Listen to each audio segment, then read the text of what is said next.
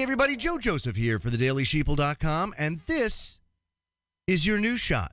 So, Activist Post has a piece. Another appeals court has ruled that warrants are required for Stingray cell phone surveillance. That's right, we just recently had a decision about this, and now, on September 21st, an appeals court in Washington issued a damning ruling regarding the law and the law enforcement use of cell phone surveillance tools without the use of a warrant.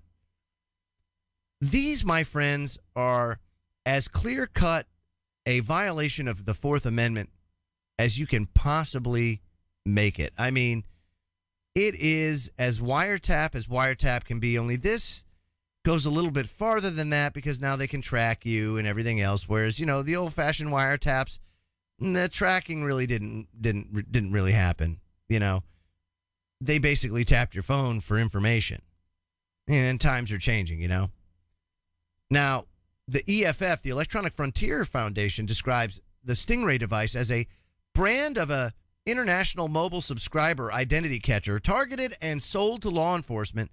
A Stingray works by masquerading as a cell phone tower to which your mobile phone sends signals to every 7 to 15 seconds, whether you're on a call or not, and tricks your phone into connecting it. And what happens is this allows the officer who's in possession of the Stingray to know who, when, and to where you're calling, the precise location of every device within the range, and with the latest models, capture the content of your conversation. And as the use of the Stingray has grown quickly in the last 5 years, the public has largely remained in the dark as investigative journalists work to expose the technology. Why? Because the FBI will basically drop a case against a criminal if the judge or jury starts going down the road of threatening to expose that device for what it is. I mean, it's really gotten that bad. And I mean, folks, look, while we're talking about this, you know, this is why I get so PO'd about everybody all bent out of shape about the flag. Oh, these people are kneeling because of the flag. And oh, it's disrespectful. Oh, for everybody that's died for freedom and democracy. No.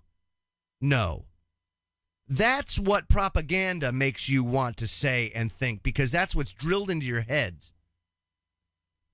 But let's think about things that happen here in America that are more disrespectful to the American flag than kneeling, okay? I'm going to give you a couple 10 or so, okay? How about secret FISA courts? How about secret FISA courts that just issue warrants 99.9% of the time, regardless of what the FBI says or CIA or NSA? It's just like a carte blanche ticket to spy on you within the United States, on its own people, right? How about the government's support of ISIS in Syria? How about the CIA arming ISIS? Wouldn't you think that's disrespectful to our troops that have to go in harm's way? Here we are arming the same people that we're fighting against. I would think that people should be pissed about that. Certainly more offensive than kneeling. How about laws infringing upon the Second Amendment?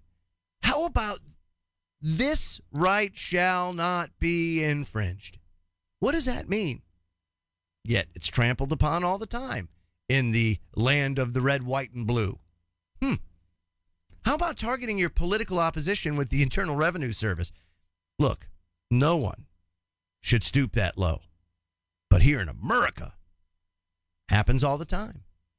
That's what your flag represents. How about sending America's youth to fight in preemptive and unconstitutional wars of aggression that never end? Yeah. Certainly not representative of a free country whose founding fathers specifically called out and said, ally with none, trade with all. Pretty cut and dry. Stay out of the wars. They even made it hard to declare war, and we still circumvented it. That's what your flag represents. How about this? Free speech zones. Yeah. First and foremost, the First Amendment. You know, right to free speech, religion, yada, yada. Free speech zones. Yeah. Definitely insulting to that flag. How about career politicians? Yeah. make a mockery out of that flag and what people have fought for, right? How about a powerful central government? Certainly runs contrary to what, again, our founding fathers tried to put in place. Of course, you had the Federalists that wanted a strong central government, but the Jeffersonians, they won out. The Democratic Republicans, they won out. And we didn't for years have a strong central government. You don't need a strong central government. When you have a strong central government, what happens? It becomes basically a dictatorship. And that's what we have today, for lack of a better term. I know a lot of people say, well, get out and vote, change things. No. Leaders are selected. They're not elected. And voter manipulation has been going on as long as voting has taken place. So, crazy there. How about this? How about your flag representing the fact that here in America, we kill family pets during no-knock raids at the wrong address? Yeah, that's what your flag represents. And I say your flag because I don't worship that flag. It's a piece of cloth to me. That's all it is. Doesn't mean that I don't have a love for this country or that I should be a good vanguard for the resources that this country has, for the environment, to make sure my kids have a good place to live. None of that. This was never meant to be. You have to understand that. This is as Bernaysian as when he says, people are so weary of war, so we're going to change the name of the Department of War, which is what it really is, to the Department of Defense, because we're defending freedom throughout the world. No, we're not. We're an imperialist power taking over other countries. We're not defending freedom.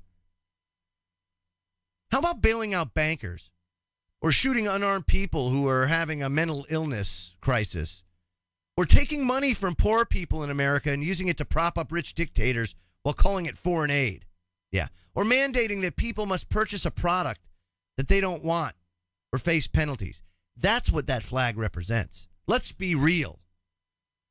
If we're going to be real, let's be real, okay? Freedom and democracy, that's lip service. We're not free. People don't know what freedom is, and if they did, it would scare the living daylights out of them. For most people. Freedom comes at a very high cost, and you have to defend it at all times. It's not easy to have or maintain. It's hard.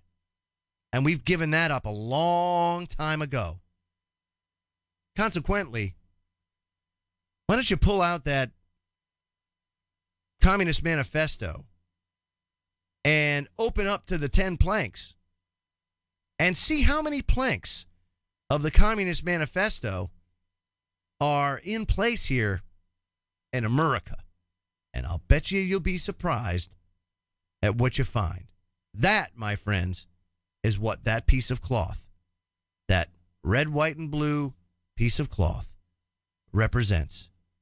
And just to set the record straight, I served 6 years of my life sacrificing for freedom and democracy. So I know what sacrifice is all about. I've seen it, I've lived it, and I've earned the right to complain about this abhorrent behavior of everybody that's PO'd over this. We got better things to worry about. Stop being distracted. I'm Joe Joseph. This was thedailysheeple.com's News Shot. Feel free to comment below and visit our website at thedailysheeple.com. Have a great day, everybody.